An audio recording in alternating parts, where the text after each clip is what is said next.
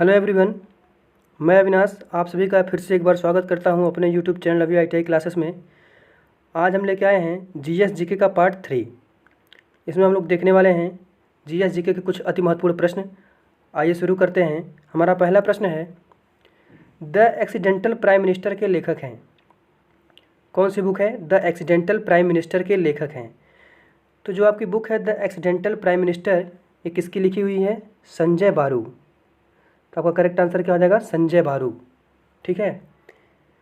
Accidental prime minister जो book है ये किसके द्वारा लिखी गई है? संजय बारू के द्वारा। और किस पर आधारित है? यह मनमोहन सिंह पर आधारित है। ठीक है। कभी कभी प्रश्न पूछ लेता है कि द एक्सीडेंटल प्राइम मिनिस्टर की घटना किस पर आधारित है, तो मनमोहन सिंह पे। लेकिन इसके लेखक कौन है? संजय बारू। तो आपका करेक्ट आंसर क्या हो जाएगा? संजय बारू। नेक्स्ट क्वेश्चन है, शक्ति की इकाई है। शक्ति की इकाई क्या है? Kilowatt, watt, joule, horse power. देखिए, शक्ति की इकाई आपकी वाट भी होती है, लेकिन यहाँ पे औद्योगिक क्षेत्रों से बात की गई है, तो यहाँ पे लिखा तो नहीं है कहीं पे औद्योगिक, लेकिन यहाँ पे देखा जाएगा तो क्या होगा? आपका करेक्ट आंसर क्या बनेगा? Horse power. जब भी आपको इस तरह का ऑप्शन मिले कि शक्ति की इकाई क्या है, kilowatt, watt, joule, horse power, तो आपका करेक्ट आंसर क्या बनेगा? Horse power. एक horse power is equal to कितना होता है? एक horse power is equal to होता है 746 वाट के। ठीक है। और वाट को क्या लिखा जाता है? वाट को हम लिख सकते हैं क्या? वाट को हम लोग लिख सकते हैं जूल पर सेकेंड। कई बार परीक्षा में डायरेक्ट पूछ लिया जाता है कि वाट को क्या लिखा जाता है, joule per second, joule metre, joule per metre, ऐसे। तो आपका करेक्ट आंसर क्या हो जाएगा? शक्ति की इकाई क्या है? Horse power. एक हार्स पावर इक्वल टू कितना होता है? 746 वाट। वाट को क्या लिखते हैं? Joule per second. Next question is, निम्नलिखित में से किस पुस्तक को समाजवाद का बाइबल कहा जाता है? देखिए, किस पुस्तक को समाजवाद का बाइबल कहा जाता है? Of welfare, Das Kapital, value and capital, Asian drama. तो जो आपका करेक्ट आंसर हो जाएगा वो क्या हो जाएगा? Das Kapital. दास कैपिटल को क्या कहा जाता है? समाजवाद का बाइबल कहा जाता है। ठीक है। दास कैपिटल, अब बात आ गई दास कैपिटल किसकी लिखी हुई रचना है? Das Kapital Karl Marx. ठीक है। कार्ल मार्क्स की लिखी हुई रचना है, जिसमें इन्होंने क्या लिखा है देखिए। तो दास कैपिटल, इसमें किसके बारे में वर्णन किया गया है? इसमें मजदूरों के शोषण के बारे में। ठीक है। मजदूरों को शोषण से मुक्त करने के उपाय बताए गए हैं। ठीक है, कि मजदूर अगर है, पूंजीवाद और क्या है, पूंजी और पूंजीवाद का विश्लेषण किया गया है, तथा मजदूर को क्या किया गया है? शोषण से मुक्त करने के उपाय बताए गए हैं। ठीक है। इसीलिए इस पुस्तक को क्या कहा जाता है? समाजवाद का बाइबल। मोस्ट इंपॉर्टेंट क्वेश्चन है, किसके द्वारा लिखित है? Karl Marx. कार्ल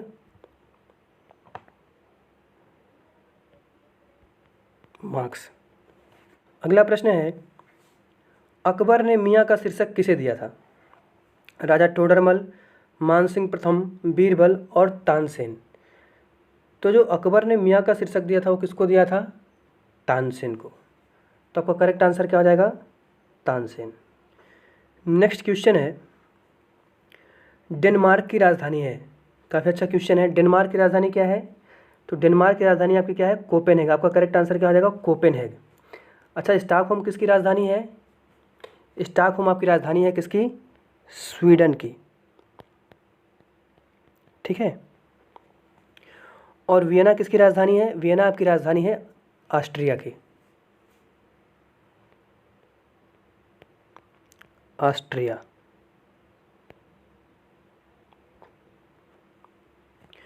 ओस्लो किसकी राजधानी है? ओस्लो आपकी राजधानी है नॉर्वे की। तो डेनमार्क की राजधानी क्या हो गई? कोपेनहेग। स्टॉकहोम किसकी राजधानी हो गई? स्वीडन। ऑस्ट्रिया की राजधानी वियना और नॉर्वे की राजधानी ओस्लो। तो इस प्रश्न का आपका करेक्ट आंसर क्या हो जाएगा? कोपेनहेग। और नेक्स्ट क्वेश्चन इज, मुद्रा क्या है? विकास और पुनर्वित्त एजेंसी, कृषि बीमा योजना, खोजा गया एक नया ग्रह, शहरी नगरीकरण के लिए विकास और नियामक प्राधिकरण। तो देखिए, मुद्रा क्या है? मुद्रा सूक्ष्म उद्योगों को वित्तीय सहायता उपलब्ध कराने हेतु धनहीन को धन प्रदान करने के लक्ष्य के साथ 8 अप्रैल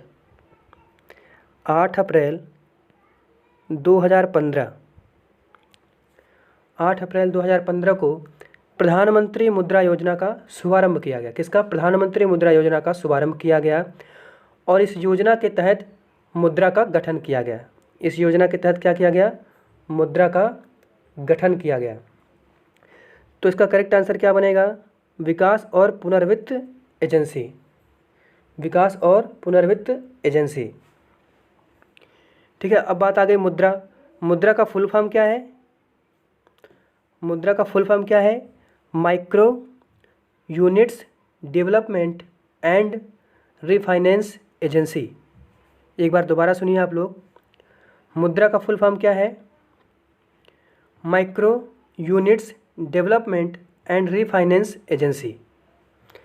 तो हमारे प्रश्न का करेक्ट आंसर क्या हो जाएगा? विकास और पुनर्वित्त एजेंसी। नेक्स्ट क्वेश्चन है, एक तत्व के आइसोटोप की द्रव्यमान संख्या 298 है। यदि इसके नाभिक में 196 न्यूट्रॉन हैं तो इसकी परमाणु संख्या क्या है? देखिए, हम लोग पढ़ते आ रहे हैं नाभिक में जो प्रोटॉनों की संख्या होती है, यानी परमाणु संख्या क्या है? परमाणु संख्या हमारा क्या होता है? एटॉमिक नंबर जिसको बोलते हैं। एज इक्वल टू क्या होता है? Z plus N. ठीक है, तो जेड आपका क्या है? प्रोटॉनों की संख्या और एन क्या है? न्यूट्रॉनों की संख्या। ठीक है, तो प्रश्न में क्या पूछ रहा है? प्रश्न में पूछ रहा है परमाणु संख्या क्या है। ठीक है, तो परमाणु संख्या क्या है, कैसे निकालेंगे हम? परमाणु संख्या निकालने के लिए क्या करेंगे? हमको यहाँ पे ए की वैल्यू दे रखी है। ए की वैल्यू कितनी है? 298 है ना, 298। और हमको जेड की वैल्यू निकालनी है। न्यूट्रॉनों की संख्या ऑलरेडी दे रखी है। न्यूट्रॉनों की संख्या कितनी है? 196। तो यहाँ से जेड का नंबर कितना निकल के आएगा? 298 माइनस 196। तो जो आपका जेड की वैल्यू निकल के आएगी वो कितनी आएगी? 102, 102। तो एक तत्व के आइसोटोप की द्रव्यमान संख्या 298, इसके नाभिक में 196 इलेक्ट्रॉन हैं, 196 न्यूट्रॉन हैं। तो परमाणु संख्या होगी क्या होगी? 102। तो आपका करेक्ट आंसर क्या हो जाएगा? 102। नेक्स्ट क्वेश्चन इज, किसी तत्व की परमाणु संख्या कैसे निर्धारित की जाती है? देखिए, किसी तत्व की जो परमाणु संख्या है कैसे निर्धारित की जाती है? एक परमाणु में स्थित इलेक्ट्रॉनों की संख्या से? बिल्कुल नहीं। एक परमाणु में स्थित न्यूट्रॉनों की संख्या से? बिल्कुल नहीं। तत्व की संयोजकता से? बिल्कुल नहीं। एक परमाणु में उपस्थित या स्थित प्रोटॉनों की संख्या से? ये बिल्कुल करेक्ट आंसर है आपका। तो आपका करेक्ट आंसर क्या हो जाएगा? किसी तत्व की परमाणु संख्या कैसे निर्धारित की जाती है? एक परमाणु में स्थित प्रोटॉनों की संख्या से। और next question is, carbon dioxide में कार्बन की प्रतिशत मात्रा कितनी है? कितनी होती है? देखिए, तो कार्बन डाइऑक्साइड का पहली बात तो ये आपको पता होना चाहिए, कार्बन डाइऑक्साइड का फॉर्मूला क्या होता है। कार्बन डाइऑक्साइड का फार्मूला क्या होता है? CO2, है ना। यानी कि इसमें हम कह सकते हैं कि इसमें कार्बन का एक परमाणु और ऑक्सीजन का 2 परमाणु है। ठीक है, तो इसका अणुभार अगर हम निकालें तो क्या हो जाएगा? कार्बन का परमाणु भार कितना होता है? 12।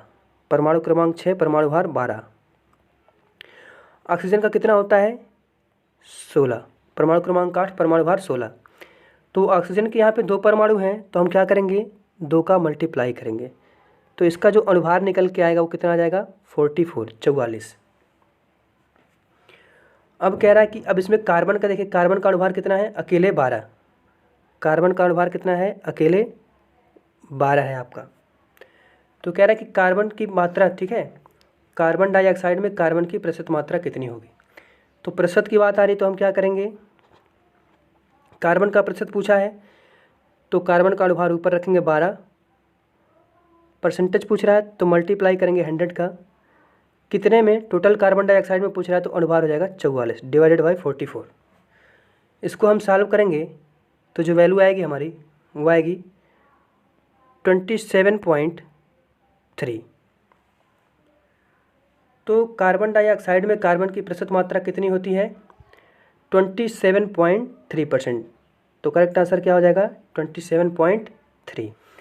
और next question is, 1 bit data के संग्रह के लिए किस सर्किट का प्रयोग किया जाता है? Register, flip flop, vector, encoder. तो 1 बिट डाटा संग्रह के लिए फ्लिप फ्लॉप सर्किट का प्रयोग किया जाता है। इलेक्ट्रॉनिकी में फ्लिप फ्लॉप का एक अंकीय परिपथ है जिसका निर्गम 2 अस्थायी अवस्थाओं में से किसी एक में बना रहता है। तो आपका जो करेक्ट आंसर हो जाएगा क्या हो जाएगा? Flip flop. Our next question is, निम्नलिखित में से किस राज्य में दंपा टाइगर रिजर्व है? निम्नलिखित में से किस राज्य में दंपा टाइगर रिजर्व स्थित है? असम, कर्नाटक, मिजोरम, उड़ीसा। तो जो आपका दंपा टाइगर रिजर्व है ये भारत के मिजोरम राज्य में स्थित है। इसे 1994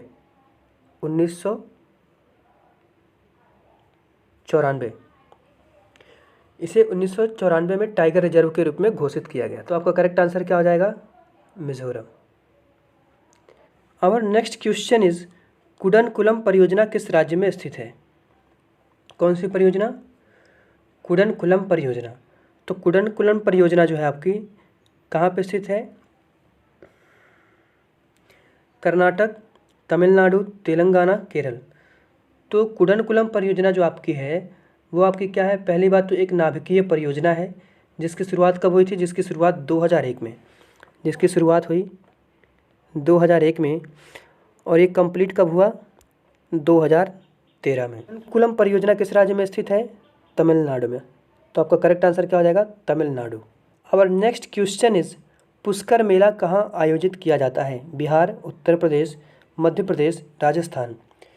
तो पुष्कर मेला राजस्थान में आपका आयोजित किया जाता है। तो आपका करेक्ट आंसर क्या हो जाएगा? राजस्थान। देखिए जो पुष्कर मेला है वो राजस्थान में अजमेर से 11 किलोमीटर दूर हिंदुओं का एक प्रसिद्ध तीर्थस्थल है। ठीक है, यहाँ पर कार्तिक पूर्णिमा का मेला लगता है जिसमें क्या होता है? बड़ी संख्या में देश विदेश के पर्यटक आते हैं। हजारों लोग इस मेले में आते हैं और पुष्कर झील में स्नान करते हैं। तो वहाँ पे पुष्कर नाम की एक झील भी है। ठीक है, तो प्रश्न जो आता है आपका, पुष्कर मेला कहाँ आयोजित किया जाता है? तो कहाँ पे आयोजित किया जाता है? राजस्थान में। तो correct answer will be Rajasthan. Our next question is, कौन सा मौलिक अधिकार 44वें संविधान संशोधन द्वारा समाप्त कर दिया गया? बहुत ही अच्छा प्रश्न है और मोस्ट इम्पॉर्टेंट प्रश्न है। देखिए जो 44वां संविधान संशोधन द्वारा समाप्त किया गया, स्वायत्तता का अधिकार, संपत्ति का अधिकार, समानता का अधिकार, धर्म का अधिकार। तो 44वें संविधान संशोधन 1978 1978 द्वारा मूल अधिकारों की सूची से संपत्ति का जो अधिकार है उसको समाप्त कर दिया गया।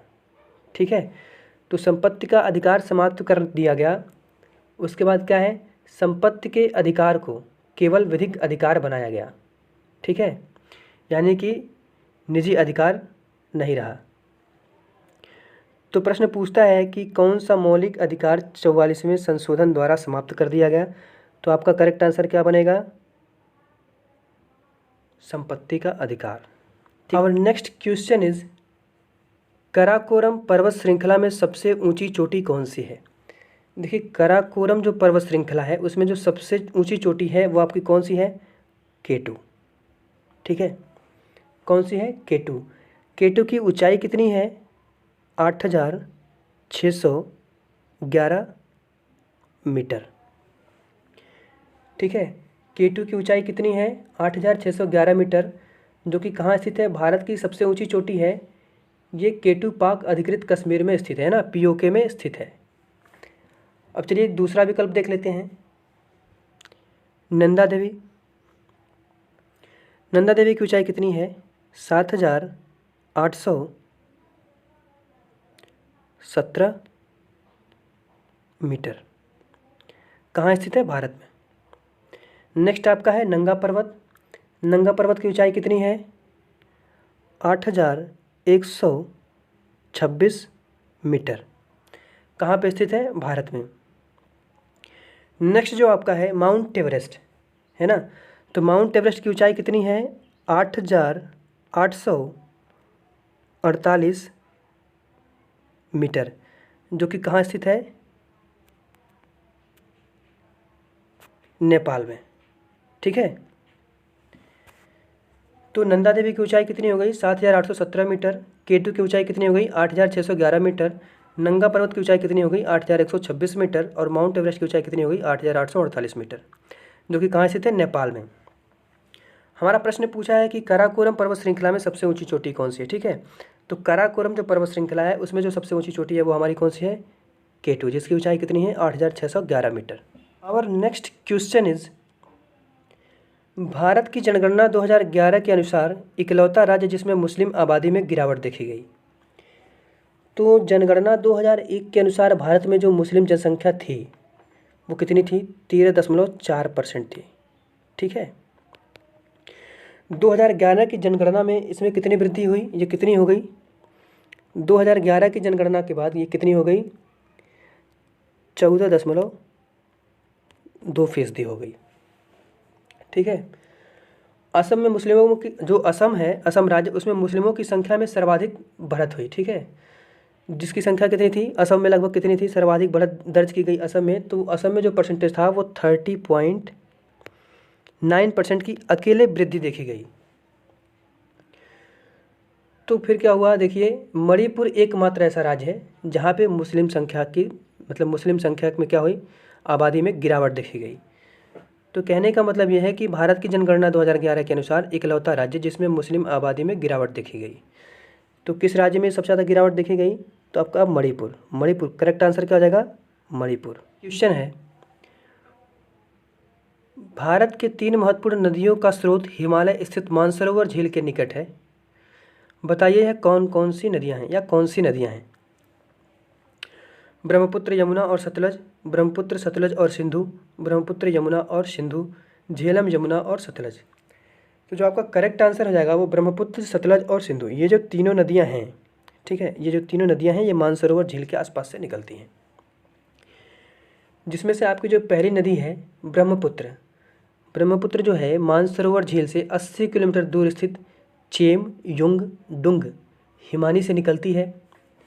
तिब्बत में ब्रह्मपुत्र को सांगपो के नाम से जाना जाता है। सतलज जो नदी है वो मानसरोवर झील के समीप राकस ताल से निकलती है। ठीक है, कहाँ से? राकस ताल से निकलती है। जबकि आपका जो सिंधु नदी है, सिंधु नदी मानसरोवर झील के निकट, ठीक है, मानसरोवर झील के निकट सानोख्याबाब हिमनद से निकलती है, जो अरब सागर में जाकर गिरती है। ठीक है, जिसकी प्रमुख नदियाँ कौन सी हैं? जिसकी प्रमुख सहायक नदियाँ कौन कौन सी हैं? सतलज, चिनाब, रावी, ब्यास तथा झेलम या झेलम। ठीक है, तो ये तीनों जो नदियाँ हैं वो आपकी मानसरोवर झील से निकलती हैं।